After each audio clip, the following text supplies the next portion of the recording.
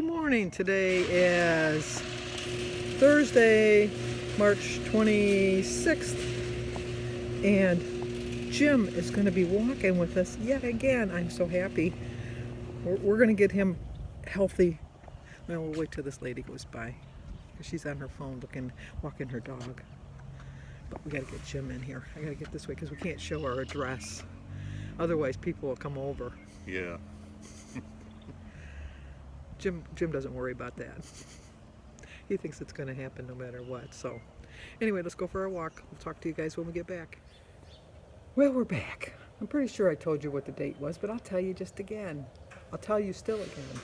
Today is Thursday, March 26th, and Jim is still out here. It was a beautiful walk. We did see a few people walking their dogs, and keeping our social distance like we're supposed to. But I've seen so many messages of hope from all the little kids on the sidewalk with their sidewalk chalk. There was probably, 10 or 15 different houses, which is kind of nice. You never see these kids out ever through the rest of my life, my years, or whatever, and now they're out. But anyway, before we get too deep, today is Clara Bonanza, Bonazza, Bonazza, Bonazza. Clara, I'm so sorry. Happy birthday to you. Happy birthday to you. Happy birthday, dear Clara. Happy birthday to you. Cha-cha-cha. Anyway, what am I going to do today? What can I do that was different from yesterday? I haven't seen any of my family since a week ago today. I watched Sebastian and Oliver last week, and Kylie was over for a little bit. And so I'm 7 days into my self-isolation. What I don't understand is, after 14 days, does that mean that you're immune to it? Or it just means that if you were in contact with it and you didn't get it at that point? That part I am confused about. Not that I plan on going out, because I don't. And I'm really hoping that they rethink the opening the things for Easter Sunday for everybody to go to church, because I'm just basing it on other countries, and I don't see that it dissipated that fast. And the last thing we need is for it to regurgitate and start all over again.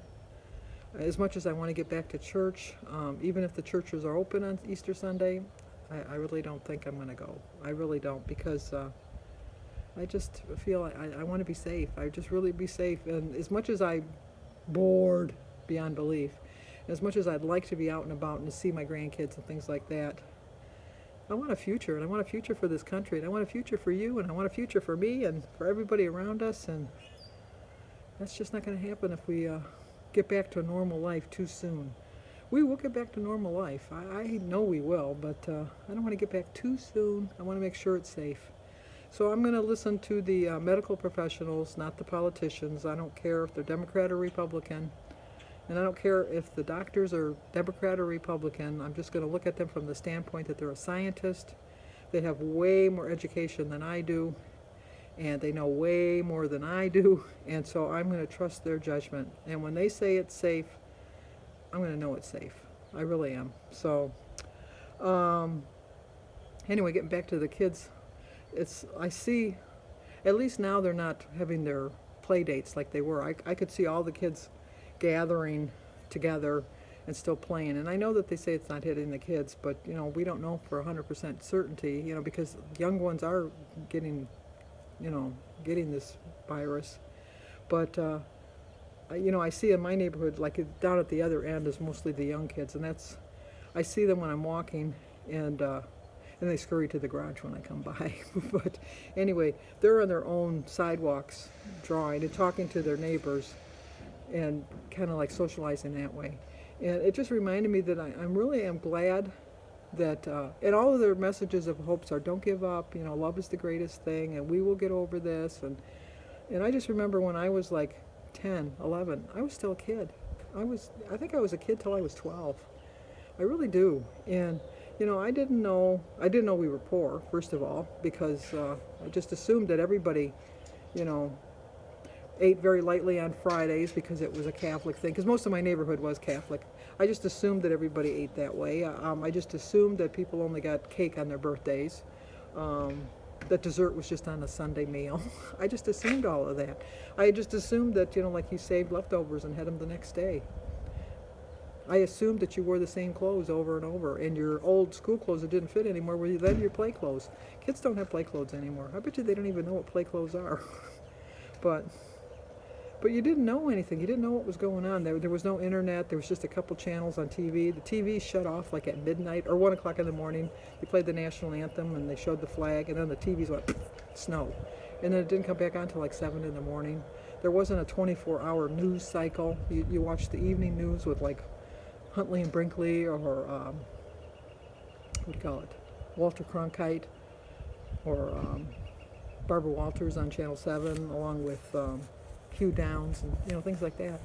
It was just different. It was just a whole different time, and it was kind of like, Christmas didn't start till after Thanksgiving. Halloween just started like a couple weeks before Halloween. It was a more peaceful time, but maybe things were going on and we just didn't know about it. Maybe the government knew a lot of stuff we didn't know, but they didn't tell us, and I guess I'm fine with that. I mean, sometimes ignorance is bliss. It really is, but I'm just hoping that we can, get a handle on this. And we have to remember too, I'm going to show you when I go in my reasons for staying on this plan, because I have a major reason why I stay on this plan, and I'm going to show it to you, because we've put in a lot of hard work to get to where we're at, and I realize that some people that eating is going to relieve their stress. If it does, eat. Don't be stressed about eating. Don't be stressed, then you eat, and then you're more stressed because you ate.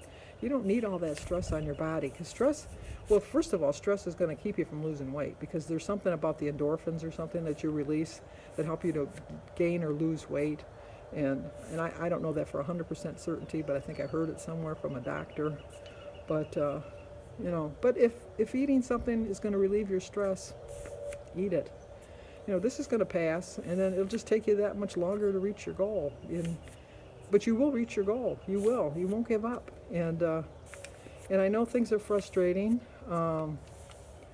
Robbie, I feel for you, because I got my new, not that it can compare, I don't mean to say that, but I got my phone bill, and I had renegotiated a new price that was $70 cheaper, and I got my bill this month and it was $50 more.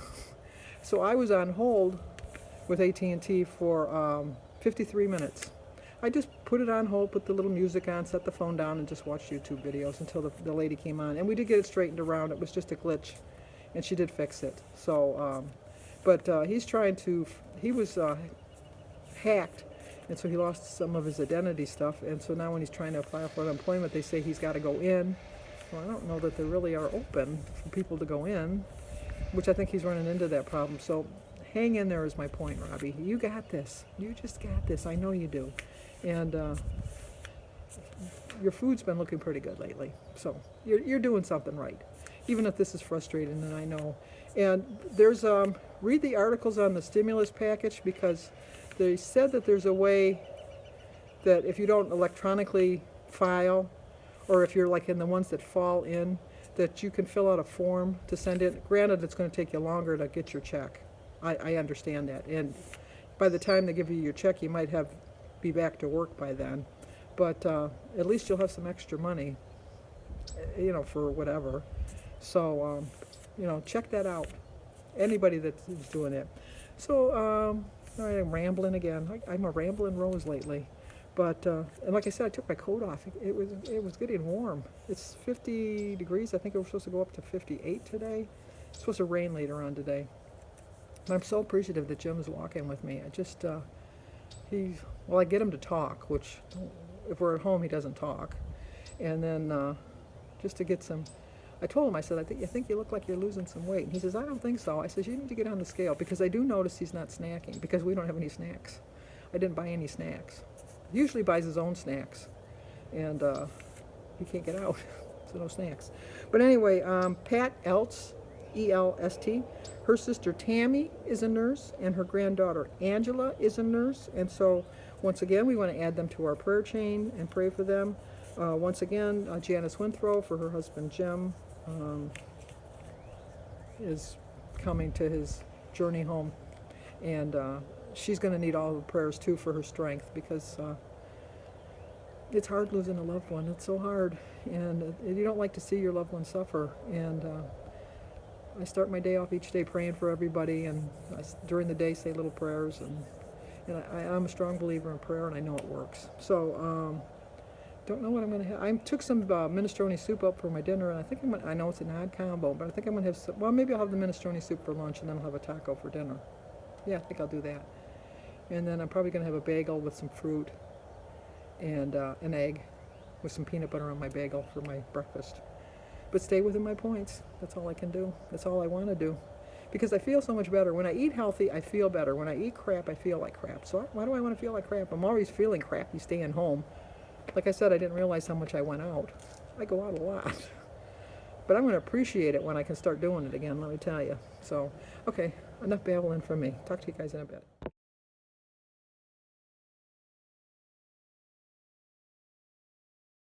What? Jimmy says he hasn't gained a pound yet. Not 1 pound yet. And then where is he at? The cookies. The cookie jar. He came over to fix our sink. But we're telling him he has to stay 6 feet away, right, Jim? Yeah. I'll be in the living room watching TV while you do the sink. There you go. Okay, we're going to eat breakfast now. But look what time it is. Oh my gosh, I forgot to eat.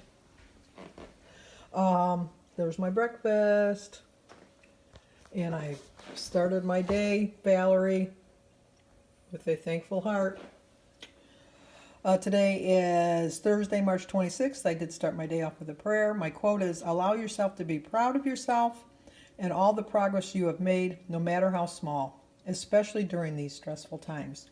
It's a 7-point breakfast. I get 23 points for the day, 0 for my egg, berries, grapefruit, and my tea and water, 4 points for a half of a bagel, and 3 points for a tablespoon of peanut butter. 7 points, I have 16 points left. I'm using the Jif peanut butter and the Thomas's Everything Bagel. So there we go. Let's go eat.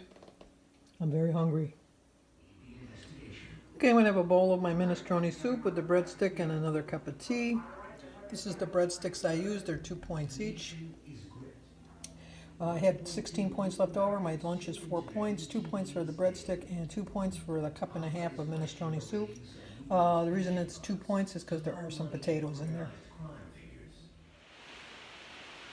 In the description box down below, I'm going to leave a link to Mary Fran's channel, which is No Excuses MTB Weight Loss. She did my tag that I tagged her in the other day, and I told her I'd share her link. So go over to her channel, subscribe to her, and watch how she answered the questions. Let's go eat dinner now, because it's getting late. I'm getting hungry. Okay, for dinner, I'm going to have a burrito with some refried beans and some salsa. I did go a bit over, but I still had my blue dot. 0 for my salsa, 2 points for my fat-free beans, 4 points for a tortilla, 4 points for 3 ounces of ground sirloin, 4 points for a 1/4 cup of cheese, 0 for my lemonade, and 3 points for my 2 tablespoons of sour cream. I realized I could have cut the points if I would have used an extreme wellness wrap, but I wanted a tortilla. I also could have cut the points eating fat-free cheese, but I like regular full-fat cheese. And I don't understand about the refried beans because I've always told they were 0, but when I scan them, they come up at 2. So this is the corn, or the flour tortilla I'm going to use. The salsa, the sour cream. I used full-fat sour cream. I could have saved a point using low-fat, but no, I'm going to use the full-fat. This is the fat-free beans I had. I do find there's another brand that I have a 0, but I already had these in my pantry. And then my Mexican-style blend shredded cheese. Let's go eat. All right, that's going to do it for tonight. Oh, I also wanted you to pray. I forgot to mention earlier, Sandra W.'s daughter, Brooke, is a healthcare worker, and she does have lupus. So we want to pray for her, make sure she stays safe. And other than that, just same old, another day. same thing.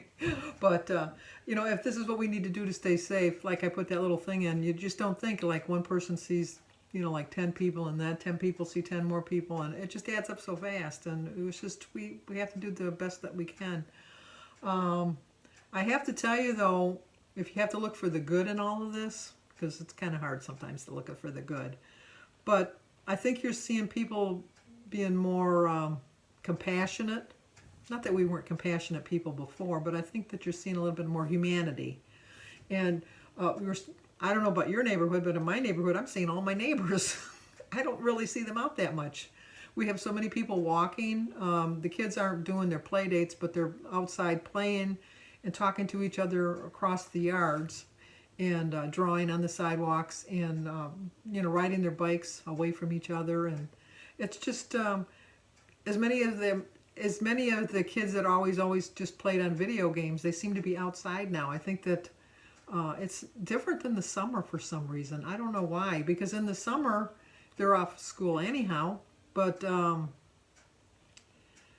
course in the summer the weather's, well, it doesn't make it, well, you have your air conditioning on maybe, I don't know, but it's just strange. It's just really strange seeing all your neighbors out. It reminds me of when I was a child. I knew all of my neighbors when I was growing up. When my kids were growing up, I knew all my neighbors. My neighbors on my block here, I know next door, I know next door, and the next door, and then the next door. I know across the street and that house. That's it. That's all I know. I mean, you know, I know to wave or say hi or whatever that, but I don't know. I don't know their names. I don't know anything about them. That would have never happened when I was growing up. I knew everybody. I knew Mrs. McQuaid, Mrs. Colella, Mrs. Martin, Mrs. Clyda. There were so many people I knew. Mr. and Mrs. Mr. and Mrs. Samaro, Mr. and Mrs. McQuaid, Mr. and Mrs. Luptak. I mean, I just knew them all. I just knew them all. And when my kids were growing up, I knew all of them too. So maybe with all of this going on, we're going to start learning more about our neighbors. Maybe we'll like to learn what we learned. Maybe we won't want to learn what we learned. But it's just nice to see everybody out. Because unfortunately, when this goes back to normal, and it will go back to normal, people will be back to normal. I'm hoping that they learn something from it. And I know, from speaking for myself, I'm not going to take things for granted anymore. I'm not going to take going to the grocery store for granted. Just getting in my car and driving somewhere, seeing my family. I'm never taking any of that for granted again. Never. And I want to always be reminded of this, because I don't want it to happen again. And next year, right in the arm, I'm getting that, even if it's on my butt, I don't care. I'm getting that shot, because I don't like living in this fear. So anyway, speaking of people being out, my dog, not my dog, the neighbor's dog, which is the curse of the whole neighborhood dog. They open up the door and let the dog run free through the whole block, and then the dog does its business on everybody's lawn, and then it goes home. They never have to clean anything up because the dog has gone everywhere. And I like those neighbors. I really like them a lot. I really do like them a lot, but they have no control over their dog. So anyway, okay. Now that I'm done, I just said that we were going to be nicer. I just said we were going to be nicer, and then I said that nasty comment. That was not nice. That was not nice. I take it back. I shouldn't have said it. I shouldn't have said it. I apologize. I apologize for having that negative thought, because you know what? I just said that we were going to go back to being like we were, and hopefully we weren't, and then I did. So, anyway. If you're new to my channel, please subscribe, leave a comment, hit that like button, and share it if you think somebody might like to see it. So I'll talk to you guys tomorrow.